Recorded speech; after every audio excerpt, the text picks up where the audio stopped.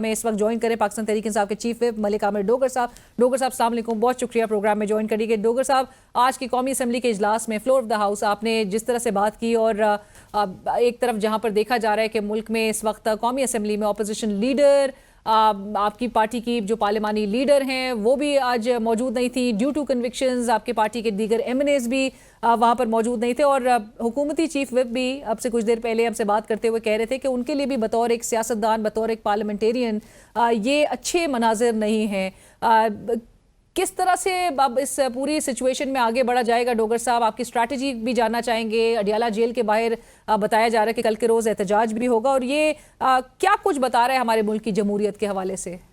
बिस्मिल्लाहिर्रहमानिर्रहीम जी, सबसे पहले तो आज का दिन पार्लियामेंट की तारीख का एक और स्याह दिन के तौर पे देखा जाएगा, इसको याद किया जाएगा कि आज अपोजिशन लीडर उमर अयूब साहब, जरताज गुल साहिबा पार्लियामेंट्री लीडर जो एक खातून है, डिप्टी पार्लियामेंट्री लीडर अहमद चट्टा साहब, हमारे दीगर एमएनएज राय हसन नवाज साहब, राय हैदर अली खान साहब, लतीफ़ चतराली साहब, जमशेद दस्ती साहब, बिलाल इजाज साहब, साहबजादा हामिद रजा साहब, ये वो एमएनएज हैं जिनको 10-10 साल दहशत गर्द बनाकर सजाएं दी गई हैं।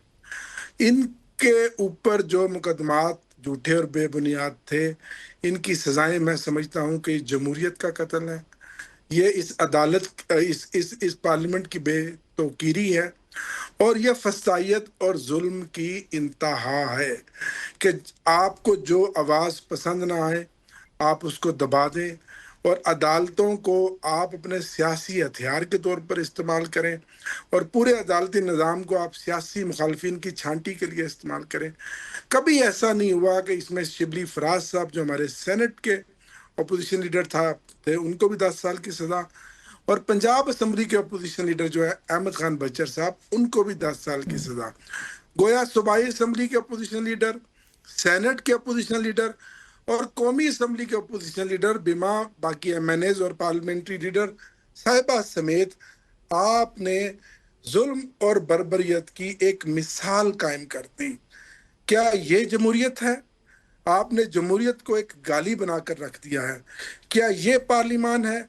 क्या ये इसका तकद्दुस है? ये मैं समझता हूँ 25 करोड़ अवाम के मैंडेट का कत्ल है।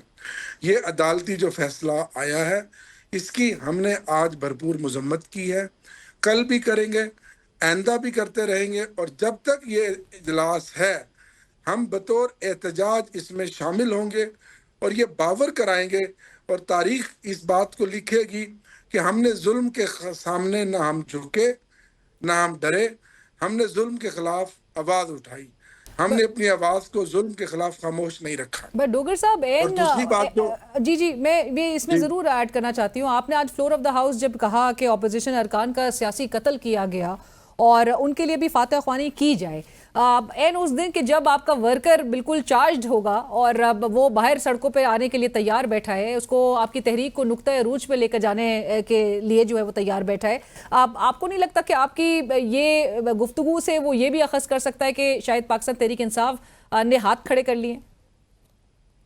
नहीं, ये सियासी कत्ल ही है ना जी। इससे पहले 4 एमएनएस का सियासी कत्ल जो हमारे अपोजिशन के थे, इससे पहले 5 एमएनएस को नाअहल करार दिया गया और इससे पहले 26वीं तरमीम में 5 एमएनएस के ज़मीर खरीदे गए, बोलियां लगाई गई और एन ऐसे वक्त पे जब कल 5 अगस्त है, ये फैसले शायद ताखीर से भी आ सकते थे, लेकिन 5 अगस्त से पहले ये लिखे लिखाए फैसले 26वीं तरमीम के बाद अदालतों ने सुनाए, क्योंकि अदालतें अब ताबे हैं और पूरी कौम का 25 करोड़ अवाम का अदालती निज़ाम से इत्मीनान उठ रहा है, जो सबसे ज्यादा लम्हा फिक्रिया है। डोगर साहब, हुकूमती चीफ विप कह रहे थे कि ये 9 मई के जो केस है ये रियासत उसमें मुद्दई है, उसमें 25 करोड़ अवाम मुद्दई है और ये फैसले होंगे अगर तो इंतशार मुल्क में फैलाया गया। जी बिल्कुल, वो जितना मर्जी छुपे कि रियासत के पीछे जितना मर्जी छुपे, ऐसी बात नहीं है। हुकूमत है, हुकूमत के चीफ विप है, उनको फ्रंट पे आना चाहिए और तारीख वक्त आएगा मेरी बहन, तारीख खुद सफाइयाँ देगी। यही इदारे सफाइयाँ देते फिरेंगे, जैसा कि हमारे जमाने में जो मुकदमात बने और आज और उससे पहले जो पीपल्स पार्टी ने मुकदमात बनाए और मुस्लिम लीग सफाइयां देती रही, ये जुल्म और तारीख का जबर है, जिसमें ओवरऑल सियासतदानों के लिए, पार्लिमान के लिए, पार्लियामेंट के लिए लम्हा फिक्रिया है कि ये पार्लियामेंट को बिल्कुल जिसको कहते हैं एक कठपुतली और एक तमाशा बना दिया गया है। राइट, बट डोगर साहब, गुज़िश्ता हफ्ते जो चेयरमैन पीटीआई गौहर खान साहब ने जिस तरह से कहा था कि हम ये फैसला करेंगे पाकिस्तान तहरीक इंसाफ कि हमें पार्लियामान में रहना या नहीं, अभी कुछ देर पहले आप कह रहे थे कि हम इसी तरह से ऐवान में आएंगे और यही बात जो है वो मुसलसल आप लोग रजिस्टर करवाते रहेंगे, तो आप लोग ने डिसाइड यही किया है कि पार्लियामान का हिस्सा रहेंगे, कोई इस्तीफे नहीं? हम पार्लियामान में आएंगे और अपना मुकदमा लड़ेंगे, आइन और कानून की बालादस्ती के लिए अपना किरदार अदा करेंगे और ताकत के सामने अपना सर खमे तस्लीम नहीं करेंगे। इस जुल्म के खिलाफ पार्लियामेंट के अंदर और पार्लियामेंट के बाहर अपना अपना दिफा और अपना मुकदमा और अपनी आवाज जो है ना वो उठाते रहेंगे। आज गो हमारे दिल बड़े बोझल हैं, हम बड़े अफसुर्दा भी हैं कि जो हमारे साथ जुल्म हुआ है, और हमारे बुजुर्ग मियाँ आजर साहब जो सियासत में, पाकिस्तान की सियासत में शराफत के लंबरदार था, उनका एक ताज़ियती इजलास था, लेकिन उसके बावजूद हमारे जो इरादे हैं वो फौलाद की तरह हैं। हम आज भी 2 सालों से बदतरीन फस्तायत का शिकार होने का बावजूद आज भी हम इस जुल्म के सामने डट कर खड़े हैं। राइट, डोगर साहब, क्योंकि हुकूमती पॉलिसी भी एक तरफ बड़ी क्लियर है। अब अगर जो खबर आई, जो मैंने आपको शुरू में भी जिसका जिक्र किया कि अगर अडियाला जेल के बाहर भी आप एहतजाज करेंगे तो वो भी काउंटर करने के लिए हुकूमत पहले से तैयार है। ऑन द अदर हैंड आप लोग की स्ट्रैटेजी पे बड़े सवाल उठाए जा रहे हैं कि आप लोग की स्ट्रैटेजी है क्या, प्लान है क्या, प्रोटेस्ट स्ट्रैटेजी? शेर अफजल बरवत साहब उसको बड़ी उस पर तनकीद करते हैं कि कोई प्रोटेस्ट स्ट्रैटेजी नहीं है।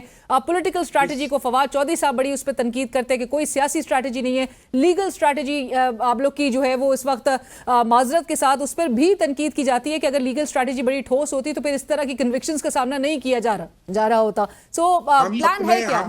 हम अपने बदतरीन हालात के बावजूद और बदतरीन जुल्म और प्रेशर और बर्बरियत के बावजूद अपनी जमहूरी जदोजहद इस जबर के हालात में जारी रखे हुए हैं। हम इन तमाम हालात के बावजूद, जो आपने कहा कि अडयाला जेल के बाहर पहले भी मुझ पे लाठियां मारी गई, मुझे लहू लहान किया गया, मियाँ अजहर साहब बुजुर्ग को भी ना देखा गया 84 साल के, उन पर भी लाठियां बरसाई गई। हम हर तरह का जो मुकाबला है वो करने के लिए तैयार हैं। हमारी लीगल स्ट्रेटजी है या सियासी स्ट्रेटजी है या एहतजाज की जो हिकमत अमली है वो हमारी है। हम अपने तई अपने वसाइल में रहते हुए आगे बढ़ रहे हैं। सो डोगर साहब, आप लोग तैयार हैं कि कल के रोज जब आप लोग सड़कों पे निकलेंगे, बाहर निकलेंगे, तो आप लोग को अरेस्ट भी कर लिया जाएगा? नहीं, हमें तो अभी से अरेस्ट किया जा रहा है। आज आप वो भी कंफर्म कीजिए, कितने वर्कर्स आपके पिछले 24 घंटे में हो चुके हैं? मेरे सैकड़ों कारकुनान पंजाब के गिरफ्तार हो चुके हैं। मुल्तान में 15-16 कारकुन मेरे हल्के के गिरफ्तार हुए हैं, 2 दिन पहले भी गिरफ्तार हुए हैं। आज भी मेरे घर पे डोगर हाउस पे 3 दफा पुलिस ने रेड किया है, कल रात को भी रेड किया है। पुलिस पिछले 4 दिन से मुसलसल वही उनकी एक्सरसाइज जो उन्होंने अपने सिस्टम को लगाया हुआ है कि सिर्फ पीटीआई के कारकुनान, ओहदेदारान, टिकट होल्डर और एमपीए एमएनएस के घरों पे, उनके दफातर पे, उनके कारोबारों पे छापे मारने हैं और उनको बजोरे बाजू जो है वो रोकना है, गिरफ्तार करना है। अफसोस इस पर कोई आवाज नहीं उठा रहा। ये इंसानी हकूक की खिलाफ वर्जी है, या आईने पाकिस्तान की खिलाफ वर्जी है, ये जमहूरियत की खिलाफ वर्जी है। और डोगर साहब, आखिरी मैं आपसे सवाल ये जरूर करना चाहती हूँ कि जो इस वक्त नजर आ रहा है पाकिस्तान तहरीक इंसाफ के जो पेट्रन इन चीफ है उनका मौक़िफ़ एक तरफ इमरान खान साहब का, जो कि इन सियासी जमातों से, पॉलिटिकल एंटिटीज से नहीं डायलॉग करना चाहते, वो इनको रेलेवेंट नहीं समझते, लेकिन आप लोग की जो एक बहरहाल एक टकराव की पॉलिसी है वो आप लोग को इस वक्त जो सिचुएशन हम डिस्कस कर रहे हैं उस नेच पे लेकर आ चुकी है। ऑल पार्टीज कॉन्फ्रेंस का जो एलामिया सामने आता है उसमें जिक्र किया जाता है कि इस वक्त तमाम सियासी जमातों, सियासी कुव्वतों के दरमियान एक नए मिसाक जमहूरियत की जरूरत, अशद जरूरत है। पाकिस्तान तहरीक इंसाफ इससे, इस बात से अलाइंड है? जी बिल्कुल अलाइन है। हम तो आइन और कानून की बालादस्ती के लिए, हमारा जो अलाइंस है रूल ऑफ लॉ के लिए, सुप्रीम इस पार्लियामेंट की बालादस्ती के लिए, पार्लियामेंट को सॉवरन करने के लिए हम तो आगे बढ़ रहे हैं। और यही इमरान खान कहता है कि इंसाफ चाहिए, मुझे अपनी ज़ात के लिए नहीं, इदारों को मजबूती चाहिए, कानून और आइन की हुक्मरानी चाहिए, और इस मुल्क में जो हालात हैं उसके मुताबिक इदारों को, हर इदारे को अपनी हदूद और कयूद में आइन पाकिस्तान के मुताबिक काम करना चाहिए। राइट। और आपकी और बड़ी जिसको तारीफ, आपकी चीफ विप, हुकूमती चीफ विप भी आपकी बड़ी तारीफ कर रहे थे जब आपने कहा कि आप जो मर्जी कर लें, हम पीछे नहीं हटेंगे। उन्होंने कहा पॉलिटिकल वर्कर को ऐसे ही होना चाहिए, और बड़ी तारीफ आपकी। बहुत शुक्रिया आमिर डोगर साहब, thank you so much for joining us.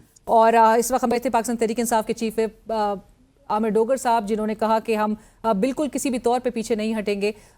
किस तरह से ये बहरहाल एहतजाजी तहरीक करते हैं कल के रोज़ में, और उसको नुक्ते उरूज पे लेके किस तरह से जाया जाएगा जब हुकूमत अपनी पूरी प्रिपेयर्डनेस उसकी भी इंटैक्ट नज़र आ रही हो। और जहाँ पर उन्होंने जिक्र किया कि मुल्तान में 15 से 16 के करीब जो उनके वर्कर्स हैं वो गिरफ्तार हो चुके हैं, और इसके साथ साथ ही मुतादिद और भी लोकेशंस पे छापे मारे जा रहे हैं। उनके अपनी रहायश गाह पे 3 बार छापे मारे गए। और किस किस्म की ये जो रिवायत है कि एक तहरीक के हवाले से क्या हुकूमत को खदशात हैं या इसके मकासद कुछ और हैं।